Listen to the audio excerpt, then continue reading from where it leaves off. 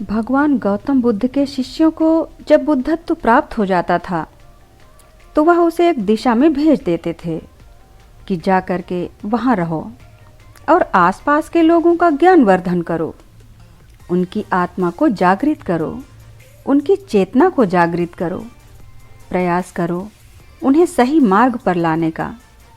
उनका एक शिष्य था जो 4 साल से मठ में रह रहा था, तपस्या कर रहा था। एक दिन वह परेशान और नाराज होकर के भगवान गौतम बुद्ध के पास गया और जाकर कहने लगा कि गुरुदेव, मेरी तपस्या में ऐसी क्या कमी रह गई?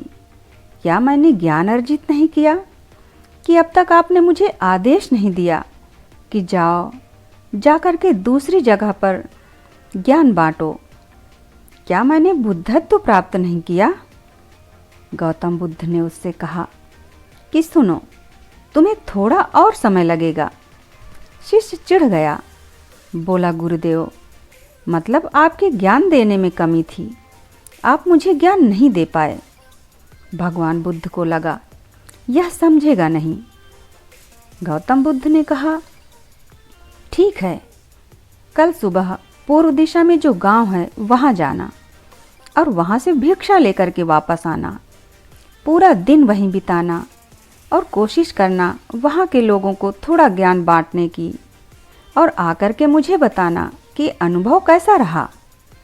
शिष्य खुश हो गया कि अब तो मुझे आदेश मिल गया। सुबह सुबह गांव में भिक्षा मांगने के लिए पूर्व दिशा में गया। वापस आया तो पट्टी बंधी हुई थी, हाथ पैर पर चोट के निशान थे। भगवान ने कहा, यह क्या हाल बना लिया तुमने? तो उसने बताया कि आपने किस गांव में मुझे भेज दिया। वहाँ पर जब मैंने भिक्षा मांगी तो लोग मुझे गालियाँ देने लगे, भगाने लगे। बस एक व्यक्ति ने मुझे भिक्षा दी, उसने भी जमीन पर फेंक करके। पूरे गांव के लोग अज्ञानी हैं, ऐसे लोगों के पास आपने मुझे भेज दिया कि जाकर ज्ञान बांटो। आप मुझे कल किसी और गांव में भेजना। भगवान गौतम बुद्ध मुस्कुराए। उन्हें तो पता था कि यह कुछ नहीं कर पाएगा। उन्होंने कहा कि ठीक है, तुम कहीं और चले जाना, लेकिन एक दिन के बाद जाना। एक दिन और मठ में रुको। अब की बार उन्होंने अपने किसी दूसरे शिष्य को गांव में भेजा। जब शाम में वह शिष्य आया तो उसकी भी वही हालत थी, उसकी भी खस्ता हालत थी, हाथ पैर में चोट लगी हुई थी। भगवान गौतम बुद्ध ने पहले वाले शिष्य के सामने ही दूसरे से पूछा कि हुआ क्या?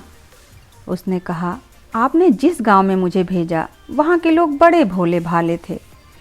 वहाँ सिर्फ एक व्यक्ति ने मुझे जमीन पर फेंक करके भिक्षा दी। मैंने स्वीकार कर लिया और उसे आशीर्वाद दिया कि तुम्हारा कल्याण हो। तो वह व्यक्ति मुझसे कहने लगा कि आप कैसे इंसान हैं? मैंने आपको जमीन पर फेंक करके भिक्षा दी और आप मुझे कल्याण हो का आशीर्वाद दे रहे हैं। तो मैंने उससे कहा कि मैं तो अपना कर्तव्य निभा रहा हूँ, आप भी बड़े दानी हैं, आपने कम से कम मुझे दान तो दिया, तो मेरा फर्ज भी बनता है कि मैं आपको आशीर्वाद दूं। उसके बाद जब मैं वहाँ से निकल रहा था तो मैंने देखा कि एक बच्चा उस गांव में बीमार था। मैं जंगल में गया जड़ी बूटी लाने के लिए। जब मैं आ रहा था, जंगल के लोगों ने मुझे पकड़ लिया और पीटने लगे। मैंने उनसे निवेदन किया कि मुझे छोड़ दो, एक छोटे बच्चे की मदद करनी है, उसके लिए दवाई ले जा रहा हूँ। तब जाकर उन्होंने मुझे आने दिया। जब मैं गांव में आकर के बच्चे का इलाज कर रहा था तो गांव वाले भी मुझ पर हमला करने लगे।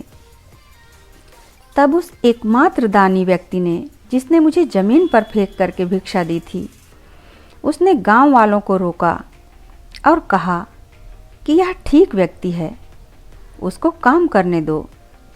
जब मैंने जड़ी बूटी लगाई तो बच्चा ठीक हो गया। पूरे गांव वाले मेरे लिए प्रार्थना करने लगे और कहने लगे कि कल फिर आइएगा, मुझे कल फिर उसी गांव में भेजिएगा। बड़े भोले भाले लोग हैं, समझते नहीं हैं। बस प्यार बहुत है। अब की बार प्रयास करूँगा थोड़ा और प्यार पहुँचाने का, थोड़ा और ज्ञान उन तक पहुँचाने का। वह समझदार तो हैं, लेकिन बस अनजान व्यक्ति से बात करने में डरते हैं। आज से पहले जो शिष्य उस गांव में गया था, वह सब सुन रहा था और समझ भी रहा था। वह गौतम बुद्ध के चरणों में गिर गया, बोला, गुरुदेव, कमी मुझ में ही थी। आपने ज्ञान तो बहुत सारा दिया, लेकिन मैं आचरण में नहीं ढाल पाया। अपने अहंकार को ऊपर रखा और उसी गांव के लोगों को पहचान नहीं पाया। वहाँ से मार खाकर चला आया। मार तो इन्होंने भी खाई, लेकिन इनका अहंकार मिट चुका है और यह समझ चुके हैं कि लोग भोले भाले हैं।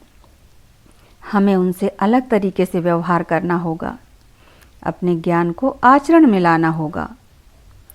दोस्तों, हम अच्छा समय लाना चाहते हैं, लेकिन अच्छा इंसान नहीं बनना चाहते।